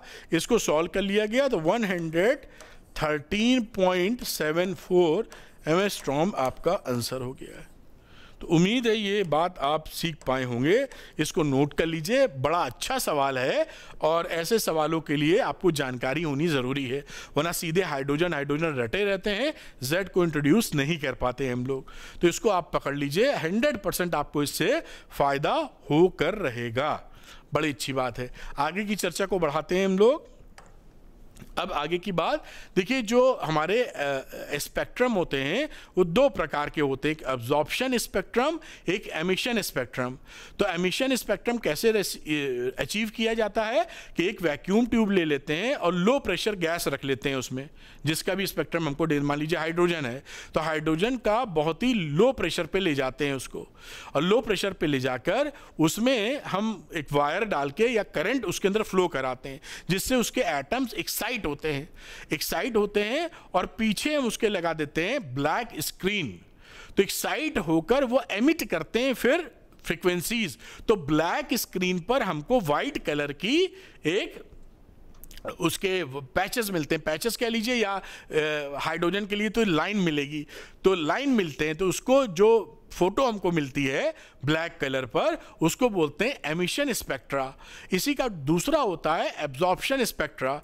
जब हम हाइड्रोजन गैस में व्हाइट लाइट थ्रो करते हैं और पीछे रख देते हैं व्हाइट बैकग्राउंड, तो व्हाइट स्क्रीन पर हाइड्रोजन एटम व्हाइट कलर में से वही जो एमिट किया था उसी वेवलेंथ को एब्जॉर्व कर लेता है। तो आपको व्हाइट बैकग्राउंड है उस पर वो वेवलेंथ नहीं दिखती, वो ब्लैक दिखती है लाइन, और बाकी व्हाइट दिखता है। तो ये एब्जॉर्प्शन और एमिशन स्पेक्ट्रा है। आप समझ पाए होंगे, ऐसी उम्मीद कर रहे हैं। जब एमिशन स्पेक्ट्रा देखना है तो ब्लैक स्क्रीन पर देखते हैं, जिससे कि एमिशन में एमिट करे तो ऐसे दिख जाए, और जब हमें एब्जॉर्प्शन स्पेक्ट्रा देखना है तो पीछे व्हाइट कलर रखते हैं, व्हाइट स्क्रीन, जिससे जो वो एब्जॉर्ब कर रहा है उसकी जगह काली पट्टी आ जाए, लाइन आ जाए, जो भी आ जाए। ठीक है, तो ये एब्जॉर्प्शन एंड एमिशन स्पेक्ट्रा है, और ये देखा गया है कि एब्जॉर्प्शन और एमिशन स्पेक्ट्रा दोनों सेम ही होता है। सेम का मतलब जो वो एब्जॉर्ब कर सकता है एटम, वही रेडिएशंस, वही वेवलेंथ एमिट भी करता है। तो ये बात भी ध्यान में रखनी चाहिए। ये बात आप पूरी समझ गए होंगे। अच्छा, जब एमिशन की बात आती है, एक बात और करते हैं, तो दो तीन बातें यहाँ ख़त्म हो जाएंगी, आपको बता चुके हैं इसी में, लेकिन फिर भी कि अगर वो एमिट कर रहा है तो यहाँ से एक्साइट करके पहले यहाँ गया था, फिर वो वापस 10⁻⁻8 सेकेंड में आ जाता है और एक फोटोन रिलीज कर देता है। फोटोन रिलीज करने का मतलब रेडिएशन या वेवलेंथ जो थी फोटोन की, वो रिलीज कर देता है। ठीक है, और एक इंटरेस्टिंग पिक्चर में आती है बात, जो यहाँ पर आपको देखने को मिलेगी कि मान लीजिए आपने किसी को, हाइड्रोजन एटम को एनर्जी सप्लाई की, एनर्जी इतनी सप्लाई की कि N1 से वो तीसरे में जंप कर गया, थर्ड ऑर्बिट में आ गया। जब वो थर्ड ऑर्बिट में आ जाता है, यहाँ पे जैसे लाइन बनी ऐसे पहुंच गया, तो जो वापसी का तरीका है, वो वापसी का तरीका स्ट्रेट फॉरवर्ड ऐसा ही हो, जरूरी नहीं है। वो वापस ऐसे भी लौट सकता है, ऐसे लौटे और फिर ऐसे लौटे। तो देयर आर थ्री वेज एक तरीका, दो तरीका और तीन तरीका। समझ में आ रहा है क्या? n बराबर 1 से 3 में गया तो 3 से 1 तक आने में उसके पास 3 तरीके। इसी तरीके से 4 में गया तो कुछ और तरीके, 5 में तो कुछ और तरीके। तो जितने तरीकों से वो आएगा उतनी वेवलेंथ एमिट करेगा। इसका भी हम लोग कैलकुलेशन करके एक फॉर्मूला बनाए हुए हैं, वो भी हमें ध्यान रखना है, वो मैं दिखा देता हूं आपको। वो फॉर्मूला इसके बाद है। ये बात मैंने जो बताई कि 3 से वापसी जब करेगा तो सीधे वापसी कर सकता है 3 to 1। एक वापसी करने का तरीका है 3 to 1 चला जाए, दूसरी वापसी करेगा 3 से 2 में आ जाए, और फिर 2 से 1 में आ जाए। तो कुछ भी निकाल सकता है इन तीनों में। There are 3 possibilities of radiations. ठीक है, तो ये बात आप यहां पर समझ, ट्रांजिशंस कह लेना चाहिए। 3 पॉसिबिलिटी हैं ट्रांजिशंस की। अब यहां पर ये फॉर्मूला देखिए बना दिया है कि अगर मान लीजिए n1 से n2 वो इलेक्ट्रॉन ट्रांजिट कर रहा है n1 ऑर्बिट से n2 ऑर्बिट की तरफ, तो कितने ट्रांजिशन पॉसिबल हैं? इतने तरह के ट्रांजिशन पॉसिबल हैं, n1 minus n2, n1 minus n2 plus 1 upon 2 करके। ये परमुटेशन कॉम्बिनेशन से निकाल सकते हैं, लेकिन क्योंकि मैथमेटिकल अप्रोच नहीं अपना रहे हैं हम लोग सिंपली याद करेंगे जिससे हमारा नीट के लिए काम बने। ठीक है, अगर वो n1 से n2 जा रहा है, n1 मान लीजिए है 5, n2 है 2, तो 5 से 2 में अगर जा रहा है तो कितने ट्रांजिशंस पॉसिबल हैं 5 से लेकर 2 तक? 5 से 2 डायरेक्ट आ सकता है, 5 से 4 आ सकता है, 5 से 3 ऐसे ऐसे करके। तो ये क्या हुआ, n1 minus n2, n1 minus n2 plus 1 upon 2। और अगर ट्रांजिशन ऐसा है कि 5 से उसको 1 पे ही आना है तो कितने ट्रांजिशन पॉसिबल हैं? यहां तो क्या था ना, 5 से 3 पर आना है, यह भी हो सकता है, लेकिन 5 से 1 पर ही आना है। तो हम यहां पर इस फॉर्मूले में n1 को आप लिख दीजिए n और n2 को पुट कर दीजिए 1। तो ये फॉर्मूला इसी से निकल आता है और ये हो जाता है n into n minus 1 upon 2। यानी अगर आपसे कोई बोले कि 5वीं ऑर्बिट में हम हैं, यहां पर कहना चाह रहा हूं कि आप जो हैं 5th ऑर्बिट में हैं, इसके पहले ऑर्बिट नंबर 4 भी होगी। मैं ज़्यादा बड़ा ले गया हूं, आपको समझाना चाहूं तो मैं इसको 4 ले लेता हूं बेटा, जिससे मैं पिक्चर बनाने की कोशिश कर सकूं। और ये n बराबर मैं 2 भी बना देता हूं। ये प्रॉपर रेशियो में नहीं है, केवल समझाने के लिए है। तो देखिए, किसी को अगर फोर्थ से 1 में ट्रांजिशन करना है तो फॉर्मूला क्या है, कितने नंबर ऑफ ट्रांजिशन पॉसिबल हैं, n into n minus 1 upon 2, तब जब 4 से 1 में आना है। 4 से 2 पे आना होगा तो ऊपर वाला दूसरा फॉर्मूला लगेगा। यहां पर हमने रखा 4 माइनस 1 अपॉन 2, 4 इंटू 3 अपॉन 2, यानी 6 ट्रांजिशन पॉसिबल है।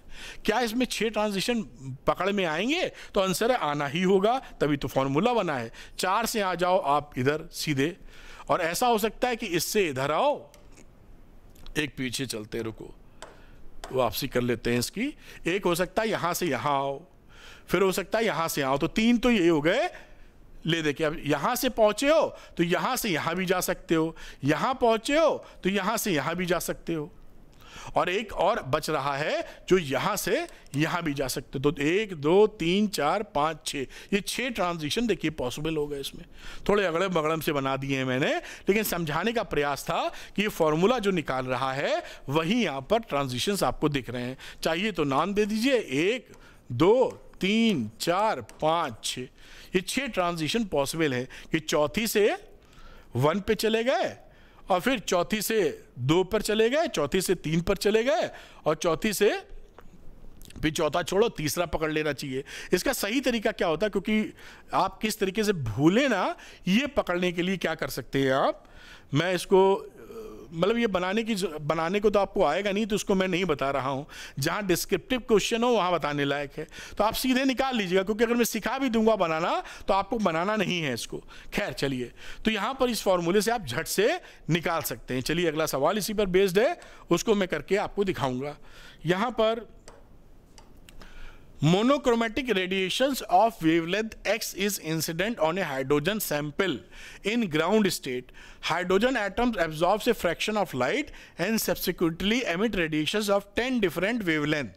Find the wavelength of value of lambda. जब भी आपको n1 n2 ना दिया जाए, एक ही वैल्यू दिखाई पड़े, तो आप फिर n इंटू n माइनस 1/2 का फॉर्मूला लगाइएगा हमेशा। वो मानिएगा कि जहां से भी ट्रांजिशन है वो 1 पे आने वाला कहानी चल रहा है। तो यह 10 पॉसिबल डिफरेंट वेवलेंथ्स है, इसका मतलब n इंटू n माइनस 1/2 की वैल्यू 10 के बराबर हो गई।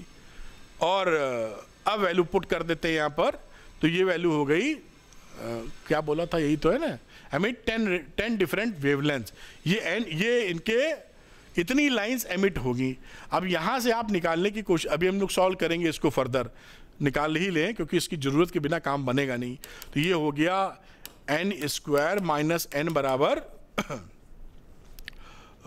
20। तो ये वैल्यू कितनी हो गई, n square minus n minus 20 बराबर 0। क्या फैक्टर होंगे, 5 4। तो यहाँ पे लिख देते हैं, क्वाड्रेटिक बन गई है। तो n square minus 5n plus 4n minus 20 बराबर 0। n ले लीजिए कॉमन, तो n माइनस 5 प्लस 4 कॉमन ले लो, तो n माइनस 5 बराबर 0। तो n प्लस 4 n माइनस 5 बराबर 0। n बराबर माइनस 4 आप रिजेक्ट कर देंगे क्योंकि माइनस में तो होगी नहीं फिगर, और पांचवा आप एक्सेप्ट कर लेंगे, यानी n बराबर 5 आ गया है। अब आगे की वर्किंग कर लेते हैं हम लोग फटाफट। अब यहाँ पे लिखा है कि निकालना है monochromatic radiation of wavelength x is incident. Hydrogen atoms absorb a fraction of light, subsequently emit radiation 10 different. Value of lambda हमको निकालनी, तो एनर्जी निकालने की कोशिश करते हैं पहले। En, इतना जो n बराबर 5 है उसमें एनर्जी कितनी होगी, तो होगी माइनस 13.6 हाइड्रोजन के लिए और 5 का स्क्वायर। इसको सॉल्व करोगे तो आ जाएगा minus 0.544 electron volt. Delta E क्या रहा यहाँ, difference E5 minus E1।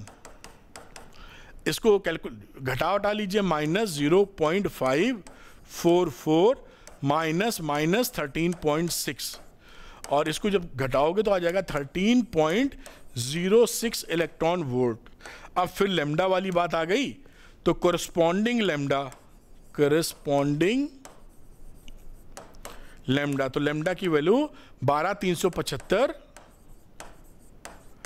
Upon E इन इलेक्ट्रॉन वोल्ट, और answer will be in angstrom.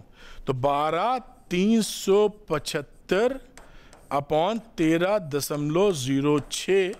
अब इसको डिवाइड कर दीजिए आप, तो करीबन 947.5 एंगस्ट्रॉम आपका आंसर आ जाएगा।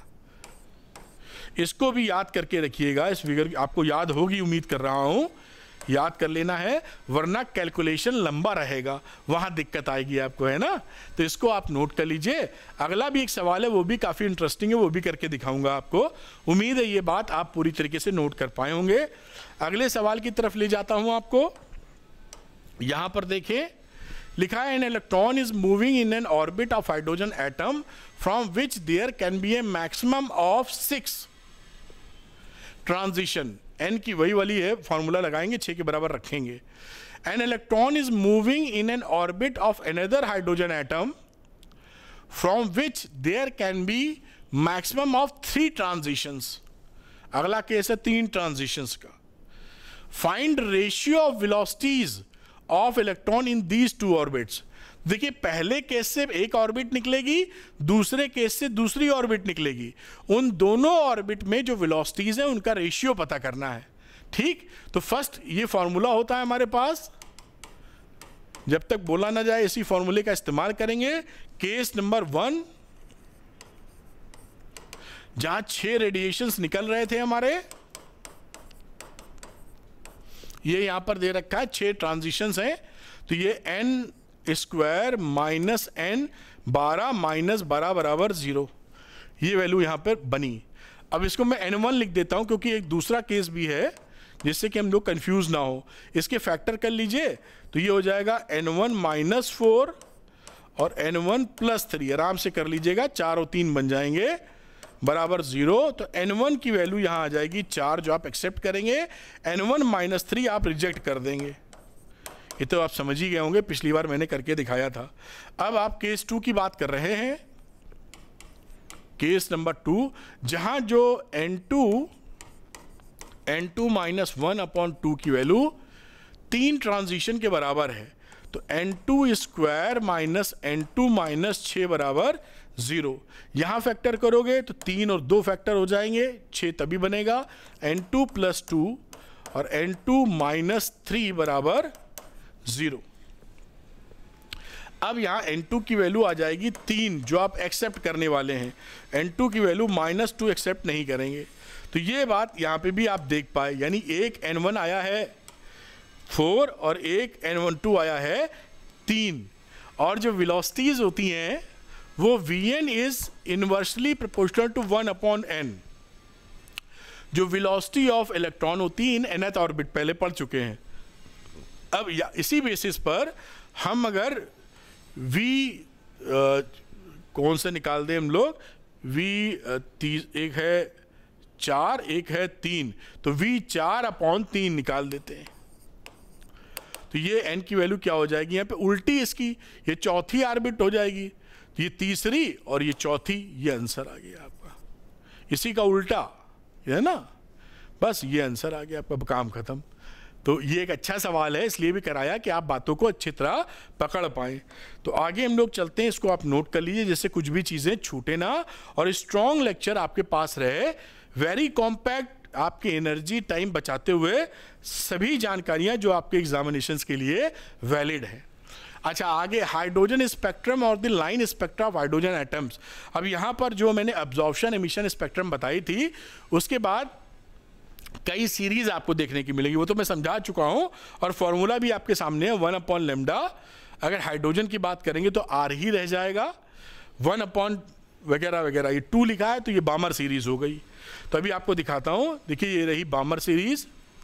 पहली वाली लेमन सीरीज होती है। लेमन सीरीज का मतलब शायद इसके आगे लिखा है, लेमन सीरीज का मतलब है कि n फाइनल हमारा 1 पे आना चाहिए और n इनिशियल होना चाहिए 1 से बड़ा, 2, 3, 4 एंड सो ऑन। यानी कहीं से भी अगर फाइनल इलेक्ट्रॉन ग्राउंड स्टेट में आ गया, n1 में आ गया, तो लेमन सीरीज हो जाती है। और बामर सीरीज के लिए बाकी आगे लिखी होगी, ये है n बराबर 2 और ni की वैल्यू इससे एक बड़ी करके 3, 4, 5। These are the Balmer series, Balmer series. और ये लेमन सीरीज थी, और इसके बाद आगे भी सीरीज होंगी, उसमें मेंशन है, वो मैं दिखा दूंगा सीधे आपको। अच्छा, इसमें भी देखिए कुछ इंटरेस्टिंग बातें जो मैंने अलग से हाईलाइट की हैं, कि सबसे बड़ी जो वेवलेंथ आपको मिलती है वो H अल्फा है यहाँ पर, उससे छोटी H बीटा, उससे छोटी H गामा, H डेल्टा, और सबसे छोटी वेवलेंथ होती है H इन्फिनिटी। हमेशा भी जब आपसे बोला जाए कि सबसे छोटी वेवलेंथ बताइए, तो इसका मतलब है सबसे ज्यादा एनर्जी वाली बात की जा रही है। तो इन्फिनिटी से बामर है तो 2 में आना चाहिए, इन्फिनिटी से ऑर्बिट जो है वो कहां से आना चाहिए, 2 नंबर में। तो हाईएस्ट एनर्जी मिलेगी और लोएस्ट वेवलेंथ, ये देखिए लोएस्ट है इसमें, ये बात मैंने मेंशन भी की है तो समझ गए होंगे आगे आप। आगे मैंने लिख भी दिया है जिससे बातों को पकड़ने में दिक्कत आपको ना। ये देखिए स्लाइड डाल दी है, कुछ जानकारी, उम्मीद है दिख पा रही होगी, थोड़ा सा बड़ा कर दूं, मेरे ख्याल से थोड़ा छोटा लिख दिया था मैंने, अब शायद आपको नज़र आ जाए ऐसी उम्मीद कर रहा हूँ मैं। ठीक है, चलिए मैं खिसका के दिखा दूंगा आपको। ये देखिए शॉर्टेस्ट वेवलेंथ की बात की जाएगी, अगर शॉर्टेस्ट वेवलेंथ का मतलब है हाईएस्ट एनर्जी, मैक्सिमम फ्रीक्वेंसी। तो ni की वैल्यू कितनी होनी चाहिए, इन्फिनिटी, इन्फिनिटी से जहां भी आना है, लेमन है तो 1 में आएगा, बामर है तो 2 में आएगा। और एग्जाम्पल के तौर पे बामर सीरीज है तो इन्फिनिटी से 2 में आना चाहिए, मैक्सिमम एनर्जी, शॉर्टेस्ट वेवलेंथ या लोएस्ट वेवलेंथ। और अगर लॉन्गेस्ट वेवलेंथ निकालनी है तो बाजू से आनी चाहिए, मतलब बामर है तो आनी तो 2 में है लेकिन 3 से आ जाए, जस्ट एडजेसेंट, तो सबसे बड़ी लैम्डा मिलेगी, सबसे कम एनर्जी मिलेगा। जितना गैप ज्यादा उतनी एनर्जी ज्यादा, हमने ऐसे याद कर रखा है। तो अगर हम बामर की बात कर रहे हैं तो तीसरे से दूसरे में आ जाएगा तो सबसे लॉन्गेस्ट वेवलेंथ आपको मिल जाएगा, उसे हम बोलते हैं H अल्फा। ये H अल्फा। उसी बात देखिए यहाँ पे लिखा है कि H अल्फा का मतलब है 3 से 2 में आ रहा है। उसी लिए H बीटा की हम बात करें, देखिए H बीटा क्या होता है, एडजस्टेंट के बाद एक कदम और आगे बढ़ जाओ, वो 3 से 2 में आ रहा था, यह 4 से 2 में आएगा, तो यहां NF प्लस 2 से आ रहा है, यानी N इनिशियल कहां होगा, जहां आना है उससे 2 स्टेप ऊपर, H बीटा मिल गया। H गामा आना है तो 3 स्टेप ऊपर ये देखिए NF प्लस 3, बात खत्म। तो कहीं से भी घुमाने की कोशिश आपको की जाएगी, आप घूम नहीं पाएंगे क्योंकि फंडे क्लियर है आपके। मैं थोड़ा इसको छोटा करता हूं, जैसे आप स्क्रीनशॉट लेने के उसमें हो तो आसानी से ले सकें बेटा। उम्मीद है ये आपके सामने ठीक ढंग से पहुंचा। खैर आगे की मैं सब कुछ कवर कर रहा हूं, शानदार परफॉर्मेंस के लिए आप पूरा कर लेंगे तो आप खुश हो जाएंगे कि काम बन गया आपका, डॉक्टर बन गए आप हाइड्रोजन स्पेक्ट्रम और the line spectrum of hydrogen atom, ये बातें हमने समझाई थी। इसी में और जो स्पेक्ट्रम है, लेमन, बामर, पाशन, ब्रैकेट, फुन वगैरह, वो सब आपके सामने रख दिए जा रहे हैं। लेमन सीरीज के लिए कहीं से भी मतलब 1 से बड़ी वैल्यू होनी चाहिए, 1 में आ जाए, इसको देखिए। बामर के लिए N फाइनल 2, N इनिशियल 2 से बड़ा होना चाहिए। और इसी तरह देखिए पाशन, ब्रैकेट, फंड, इसको P साइलेंट है इसमें, तो पाशन में ये देखिए 3 में आनी है, N है 4, 5, 6, इसमें चौथे में आ जाए, इसमें 5वें में आ जाए, वगैरह वगैरह, ठीक है। और कमाल की बात क्या थी कि नील बोर साहब की जो स्ट्रेंथ थी, जब ये सीरीज फाइंड नहीं की गई थी ब्रैकेट फंड, तभी उन्होंने घोषणा कर दी थी कि ये 2 सीरीज भी होनी चाहिए और बाद में शायद 1920 या 21 में, याद नहीं आ रहा ठीक से, तब ये सीरीज फाइंड आउट की गई। तो नील बोर साहब को फिर से नोबेल प्राइज मिला, फिर से मतलब नोबेल प्राइज मिला, क्योंकि फाइंड की गई कई साल बाद और उन्होंने पहले ही बता दिया था कि ये सीरीज हाइड्रोजन में एग्जिस्ट करनी चाहिए। इतना जो उनका टैलेंट था या अक्यूमेंट था वो सामने था, इसको आप नोट कर सकते हैं सॉरी, आगे की बात लेके चलेंगे और यही एक्सप्लेनेशन इस बेसिस पर आप दे सकते हैं एनर्जी लेवल का।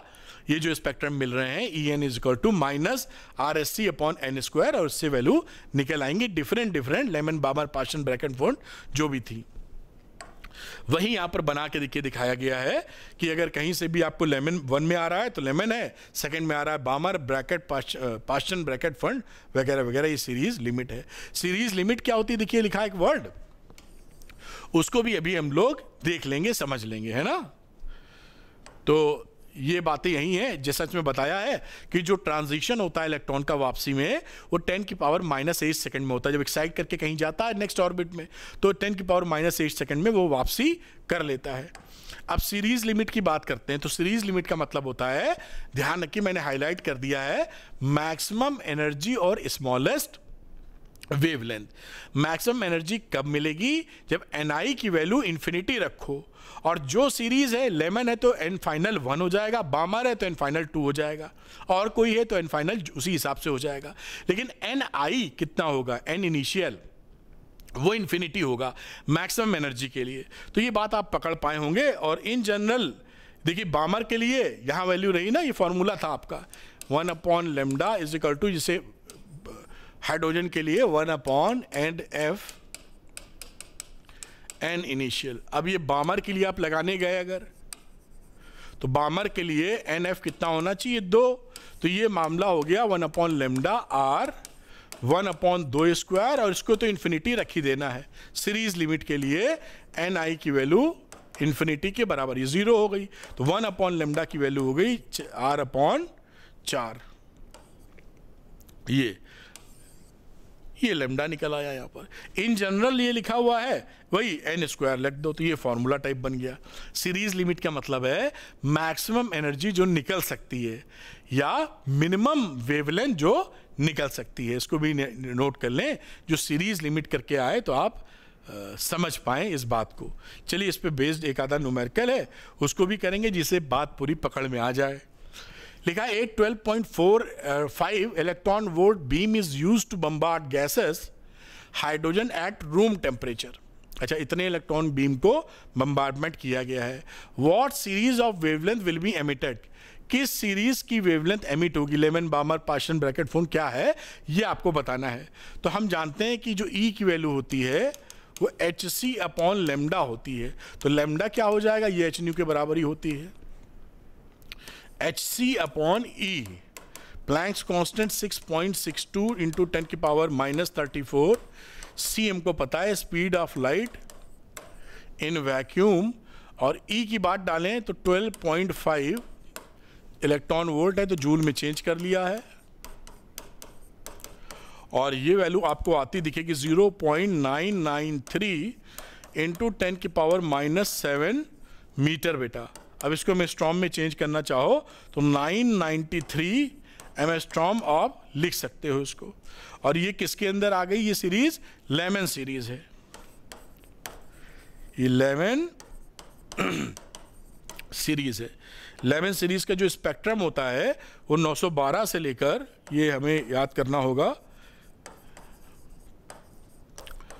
912 एंगस्ट्रॉम से लेकर 1216 एंगस्ट्रॉम तक ये स्पेक्ट्रम है।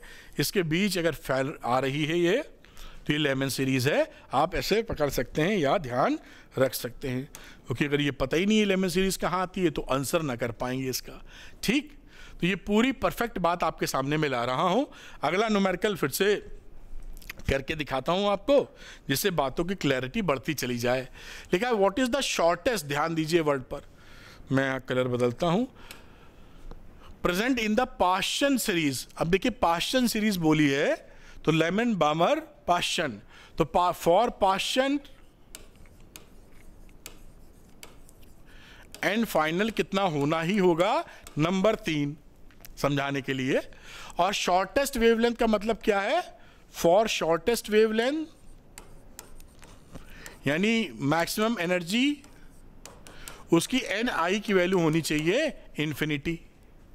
कह रहा है कि वेवलेंथ निकालिए, तो 1 upon lambda minimum is equal to R 1 upon 3 square 1 upon N F का स्क्वायर माइनस एन आई का स्क्वायर, और ये 0 हो जाता 1 अपॉन इन्फिनिटी, ये आ जाएगा 1 अपॉन 9। तो 1 upon lambda minimum is equal to R upon 9, यानी लेमडा मिनिमम कितना रहा, 9 अपॉन आर। तो 9 तो 9 रहा, आर हो गया 1.097 इंटू 10 की पावर 7, और ये मीटर में आ गया है ना। अब यहाँ पर सॉल्व कर लीजिए, वैल्यू आ जाएगी 8204.2 इंटू 10 की पावर -10 मीटर, या इतना एंगस्ट्रॉम बोल सकते हैं आप। तो ये वैल्यू आ गई, इस मीटर में ही छोड़ दे रहे हैं, बाकी चाहें तो एंगस्ट्रॉम में भी आप लिख पाएंगे।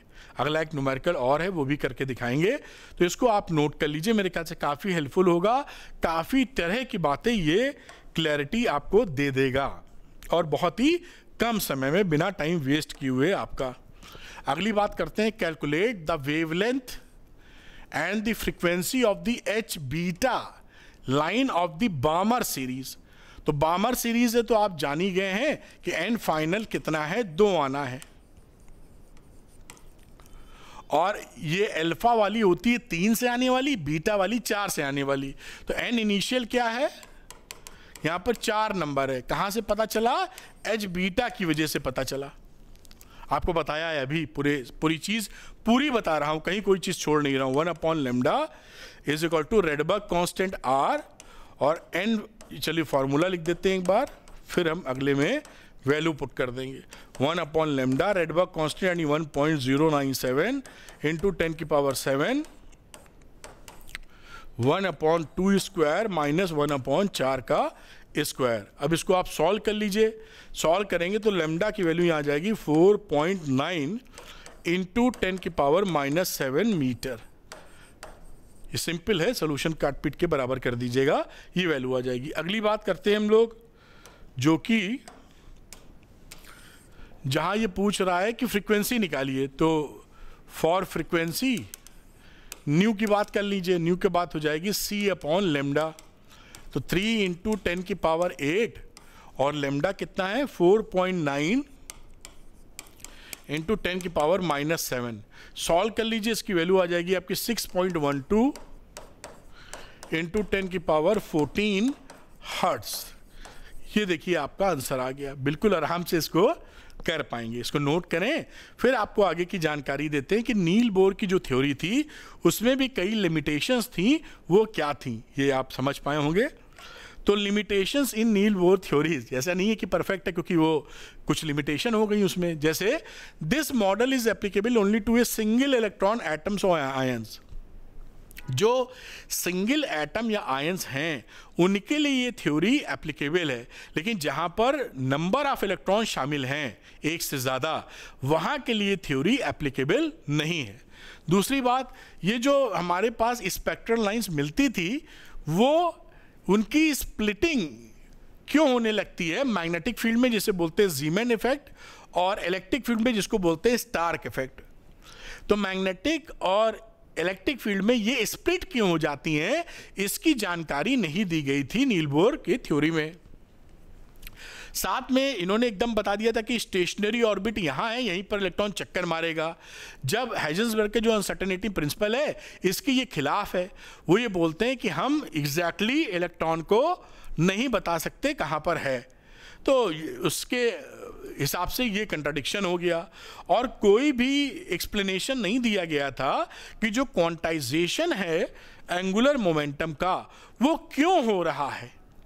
क्वांटाइजेशन क्यों है, सीधे बता दिया कि ऐसा होता है, क्यों होता है इसकी जानकारी नहीं दी गई। साथ में हमने इलिप्टिकल ऑर्बिट्स क्यों नहीं ली, क्योंकि इलिप्टिकल ऑर्बिट्स भी होने की संभावना उतनी ही थी जितनी कि सर्कुलर ऑर्बिट्स।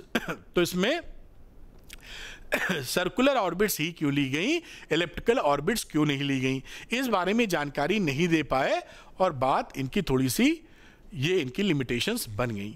अब अगली चीज़ आती है जिसे हम बोलते हैं डिब्रॉय वेव्स की बात।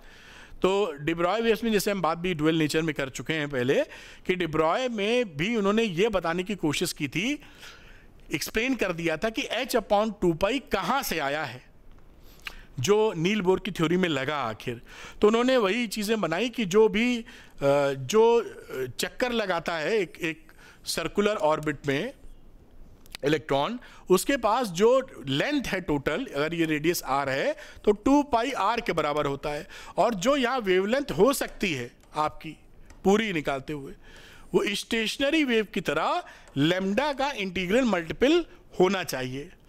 ये पहली बात उन्होंने बताई। ये आप ऐसे बनाते चले जाएंगे तो यहाँ पे n आपकी लेमडा हासिल होएगी, ऐसे ऐसे बना दीजिए आप।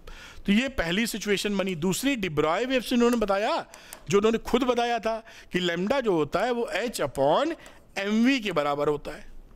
अब इस लेमडा को आप इसमें पुट कर दो तो 2πr बराबर n h/mv। ये देखिए, अब इस mv को इधर ले आओ तो लिख दो mvr बराबर nh/2π। और ये जो mvr होता है यही होता है एंगुलर मोमेंटम।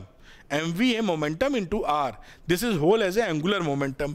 तो उन्होंने ये बताने की कोशिश की कि देखिए h/2π इससे भी निकल रहा है जो नील बोर साहब बता गए थे।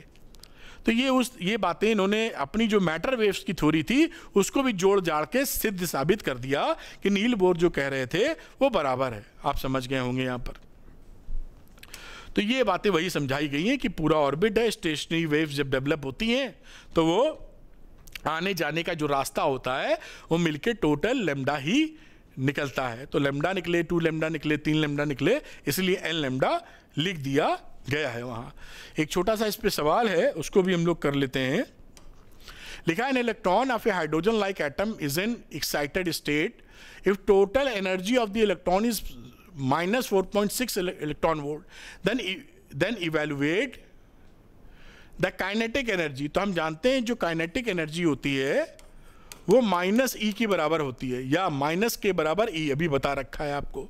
तो यहाँ पर काइनेटिक एनर्जी कितनी हो जाएगी, +4.6 इलेक्ट्रॉन वोल्ट। तो मैं लिख के दिखाता हूँ माइनस प्लस, आप तो तुरंत साइन बदल देंगे, ओरली हो जाएगा ये सब।